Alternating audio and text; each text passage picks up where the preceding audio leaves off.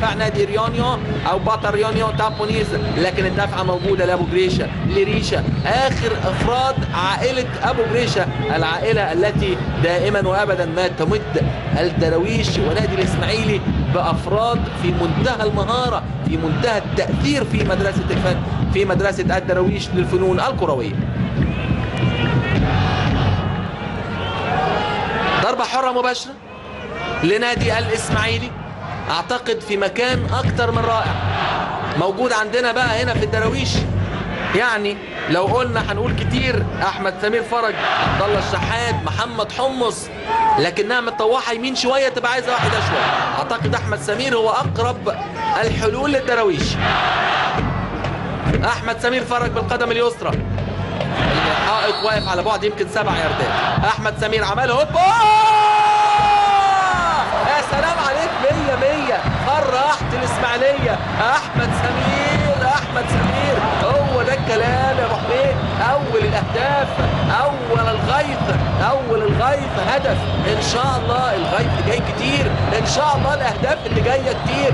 اول الاهداف احمد سمير فرج. قلت لحضراتكم احمد سمير هو مميز جدا جدا بالتسديد من هذه المنطقه. احمد سمير يلعبها بعقل جدا جدا، وحارس المرمى لود وياه. اتفرجوا معانا، حارس المرمى بيتفرج زينا بالظبط، هو معجب، ناقص يسقف لاحمد سمير، ناقص يسقف لاحمد سمير. فعلا ادي اللعبه، يا سلام يا سلام، هو ده الكلام.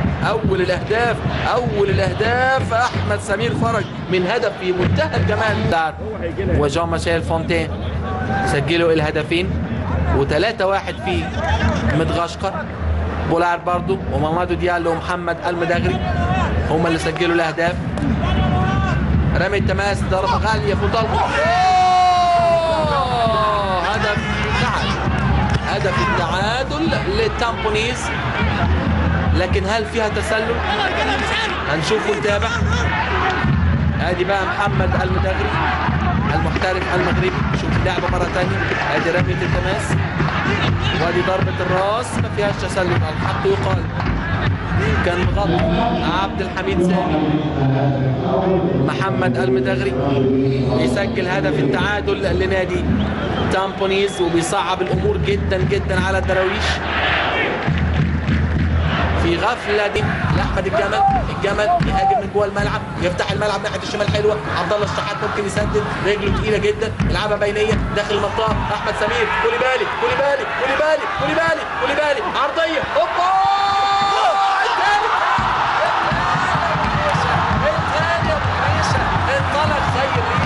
وسجل ابو جريشه الهدف الثاني عشان يحقق نص الاماني، مش كل الاماني للدراويش. الاماني بتقول عايزين كمان، عايزين كتير، احنا طماعين.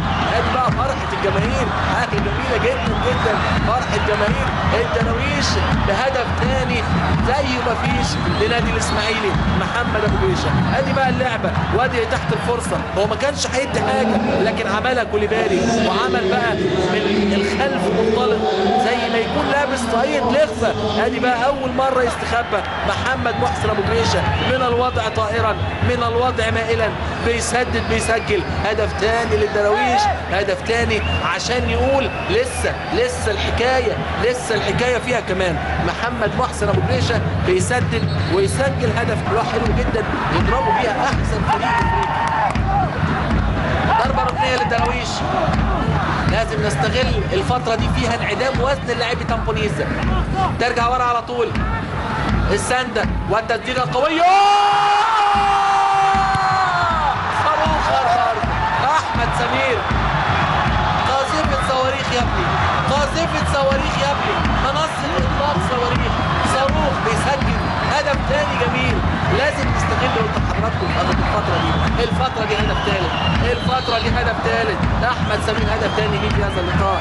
يا سلام يا احمد يا سمير، خلي بالك بقى يا احمد، خلي بالك يا احمد، عندك انذار في المباراه الماضيه، لكن خلي بالك عشان يعني ما تتعرضش ليه الايقاف. احمد سمير حل سحري لما تكون الامور مقفوله، حل سحري لما تكون العمليه مسدوده، حل سحري لما تكون المباراه او الفريق قافل جدا جدا قدامك. حل خارج منطقه الجزاء، ولما يكون عندك منصه اطلاق صواريخ، لما يكون عندك احمد احمد سمير فرج يبقى حاجه جميله جدا. يبقى